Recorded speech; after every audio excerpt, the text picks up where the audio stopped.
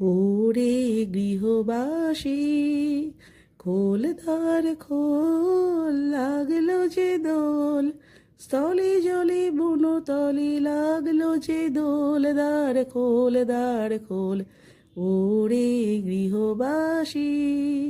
ঠিক তাই, বসন্ত এসেছে মানে বসন্তের এই দোল উৎসবে সকলেই আমরা রঙিন খেলায় মেতে উঠেছি। তার জন্য দেখো একটু বাড়িতে বানাচ্ছি ভেষজ আবির, আর সেটাও তোমাদের সাথে শেয়ার করছি। কিছুটা গাজর নিয়েছি, সেটাকে ভালো করে গ্রেট করে নিলাম। এবার ওর মধ্যে 1 চিমটে হলুদ মিশিয়ে আর একটু জল দিয়ে একটু ছেঁকে রসটা বের করে নিলাম। নিয়েছি 1 বাটি কর্নফ্লাওয়ার। এবার অল্প অল্প করে কর্নফ্লাওয়ার মিশিয়ে এটাকে একটু ড্রাই করে নিলেই তৈরি হয়ে যাবে। এর মধ্যে দিলাম 2-3 ফোঁটা পিচ কালার, যাতে এর কালারটা সুন্দর লাগে। তো এবার এটাকে রোদে একটু শুকনো করতে দেব।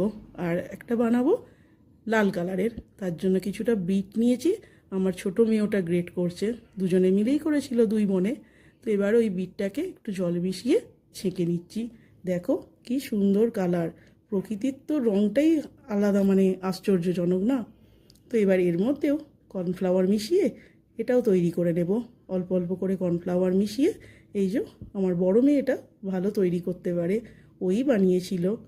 এই যে এইভাবে শুকনো করে এর মধ্যেও দিয়ে দিচ্ছি আমার 3 ফোঁটা 4 ফোঁটা মতন রেড কালার। তো এটাকেও একটু শুকনো করে এবার চালনিতে ছেঁকে নিচ্ছি। এটাকে একটু সুন্দর গন্ধ আনার জন্য দিয়েছি অল্প করে একটুখানি ট্যালকাম পাউডার। ব্যাস, মিশিয়ে নিলেই তৈরি সুন্দর ভেষজ কালার। তো তোমাদের যদি কারো স্কিনের প্রবলেম হয় বাইরের আবির মেখে, তারা একবার এই রেবিরটা মেখে ট্রাই করতে পারো। কেমন লাগলো অবশ্যই জানিও।